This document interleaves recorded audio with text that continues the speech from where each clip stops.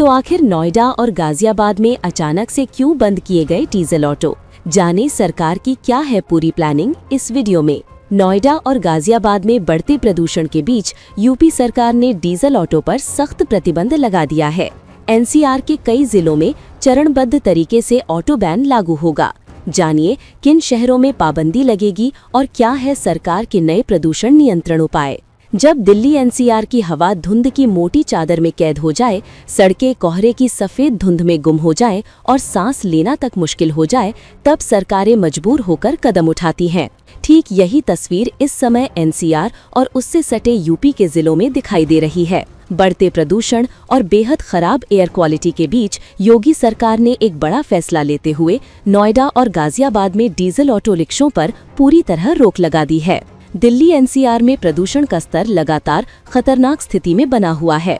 केंद्रीय प्रदूषण नियंत्रण बोर्ड के अनुसार घना कोहरा हवा में मौजूद प्रदूषकों को जमीन के करीब रोक देता है, जिससे AQI तेजी से बिगड़ रहा है।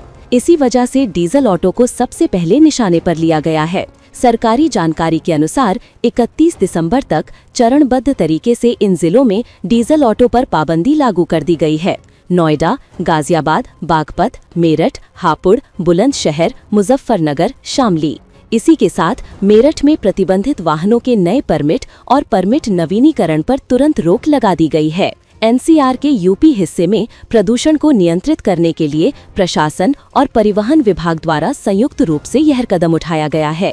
अधिकारियों के अनुसार सड़क पर उड़ने वाली धूल को एयर पॉल्यूशन का सबसे बड़ा कारण माना गया है।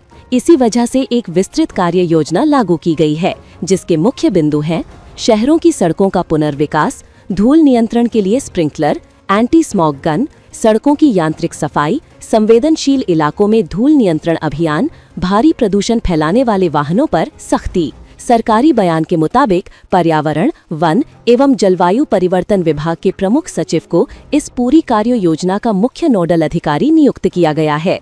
नोएडा और ग्रेटर नोएडा प्राधिकरण ने सड़कों पर धूल को कम करने के लिए एंटी स्मॉग गन की तैनाती बढ़ा दी है। हाई ट्रैफिक क्षेत्रों में पानी का छिड़काव, यांत्रिक सफाई और निर्माण स्थलों की निगरानी फिर तेज कर दी गई है।